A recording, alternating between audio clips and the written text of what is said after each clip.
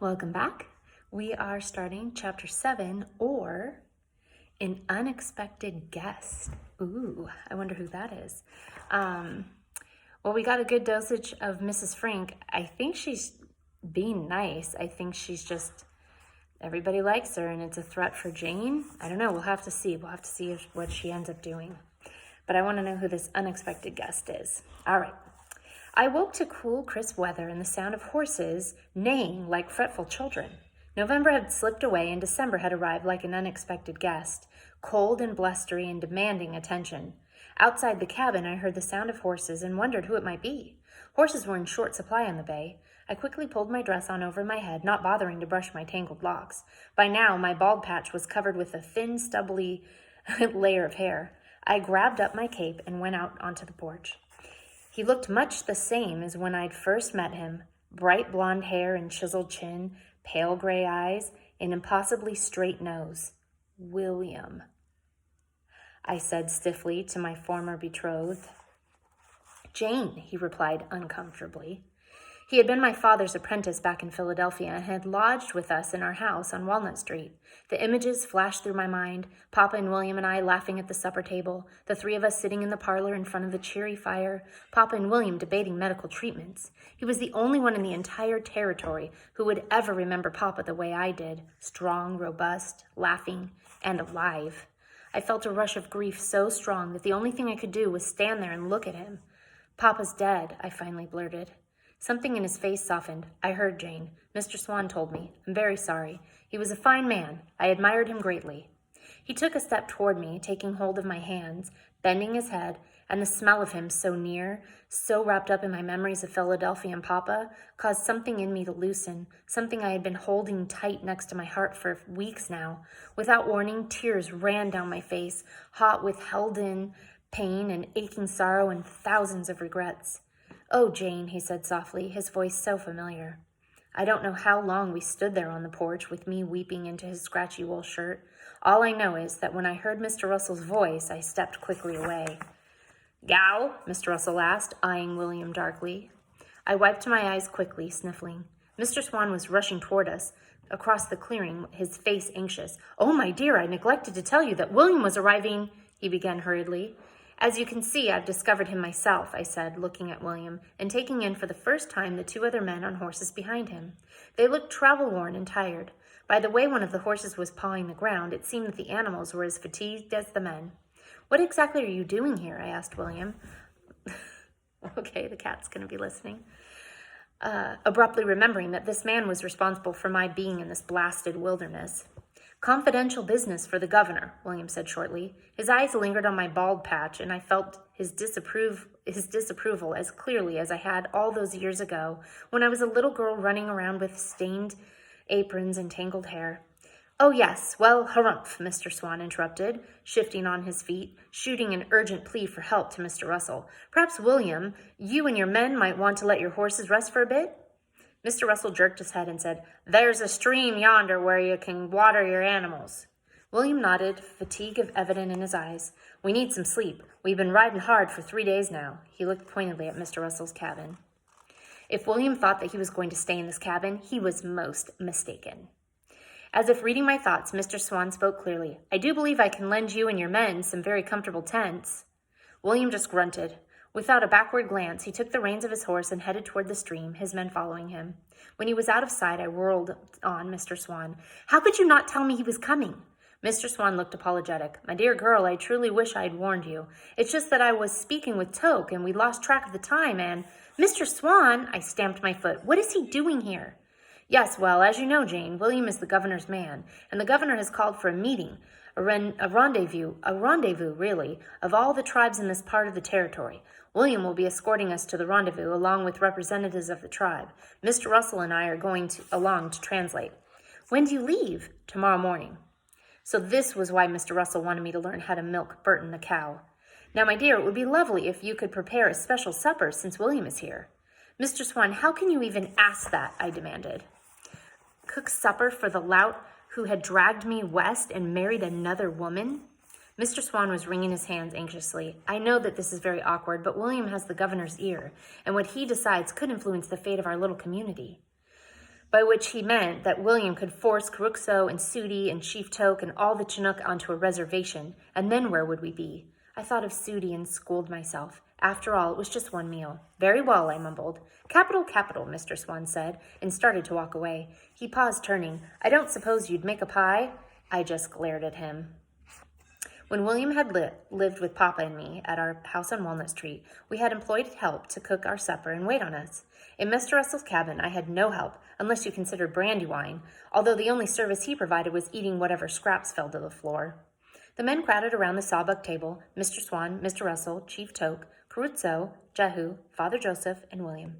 I made up plates for the other 2 men in William's party, and they were eating on the porch. Jehu's attendance rather surprised me. I had not spoken with him for several days, not since our conversation on the cliff, but he had showed up at the cabin with Caruxo and Chief Toke, and he seemed to be spending a great deal of time quietly studying William.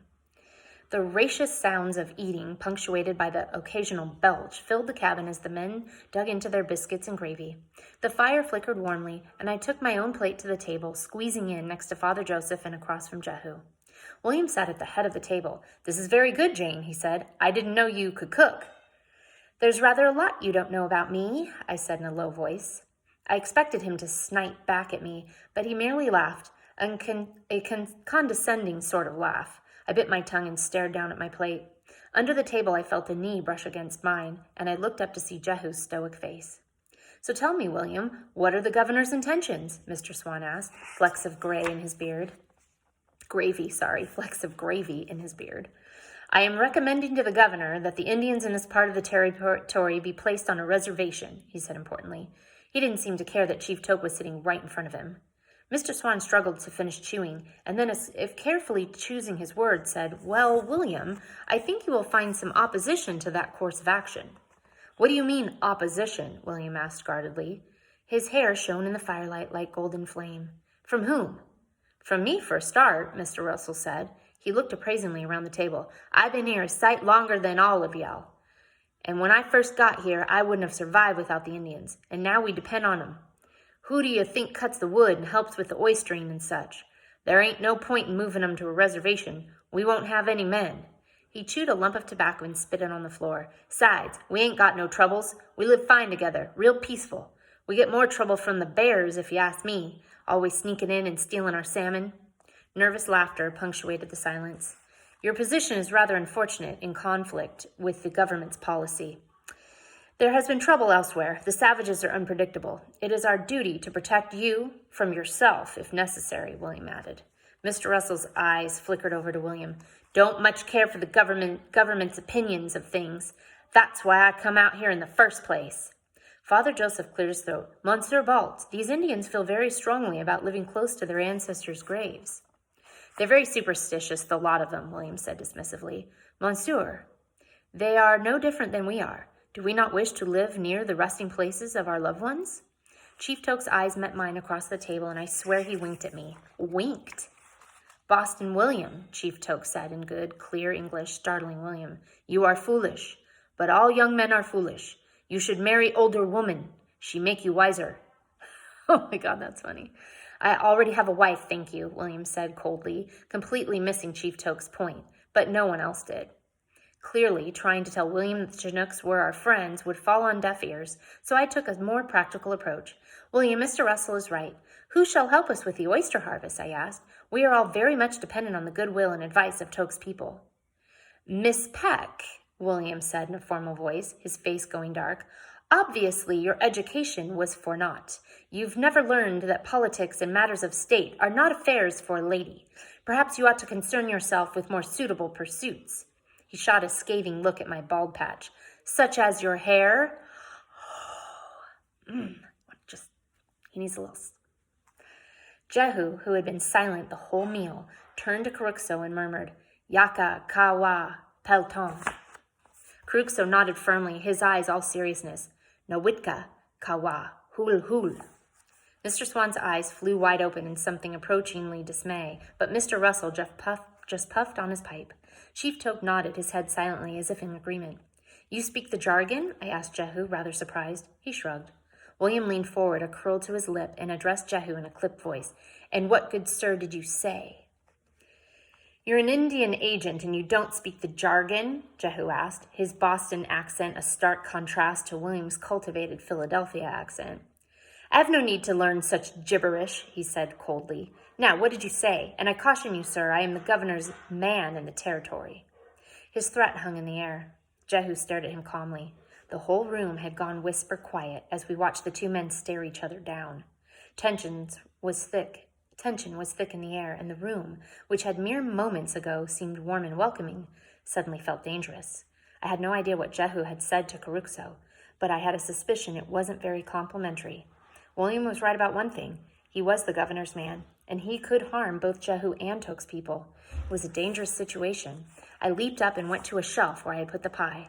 Would anyone care for pie? I asked, holding out the tin pan, a forced smile on my face. What did you say? William hissed at Jehu. Jehu merely stretched. He turned to me, and there was a twinkle in his eye. Just that I was hoping Jane would be serving pie for dessert. I breathed out in relief. And will you look at this, he said, holding out his plate, his eyes wide with mischief. It seems she did. I wonder what he had said.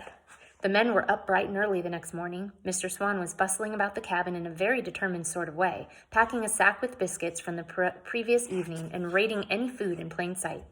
When will you be back? I pushed myself up on my elbow sleepily. He pulled his wool blanket off his bunk, crumpled it into a ball, and shoved this also into his sack. Were these men not capable of folding anything?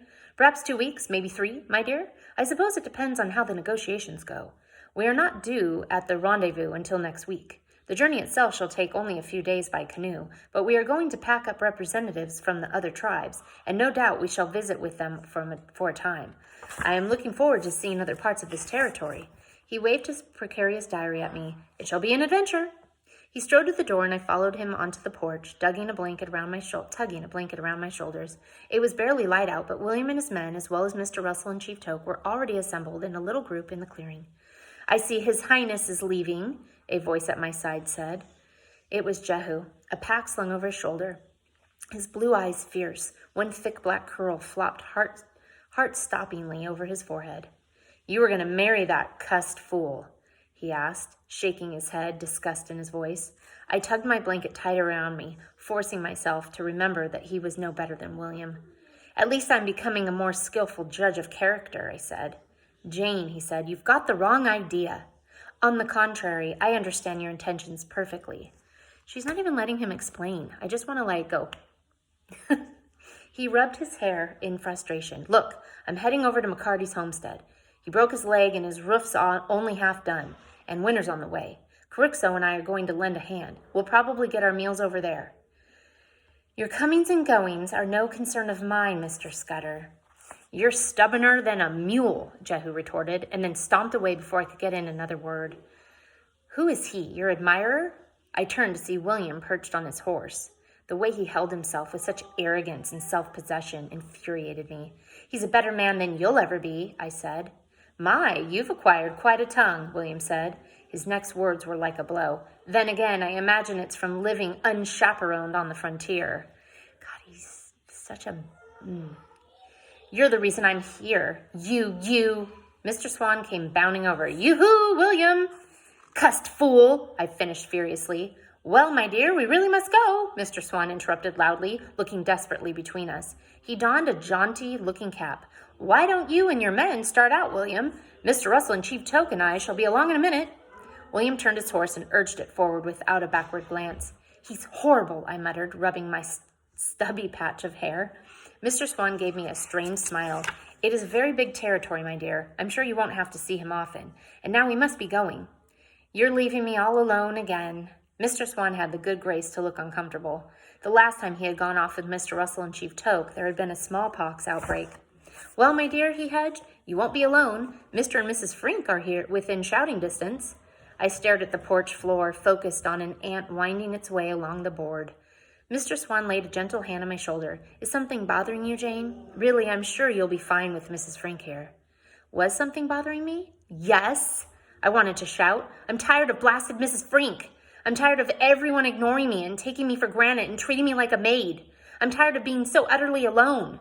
Instead, I merely mumbled, no. I refused to meet his eyes. I stared down stubbornly at the floor.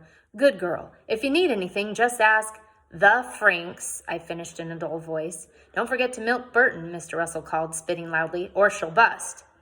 I hoped she did just that, because I had every intention of forgetting to milk the beast. She's so angry. Okay. Ooh, I was not expecting William to come back. He is just not nice. All right, until we meet again. Bye.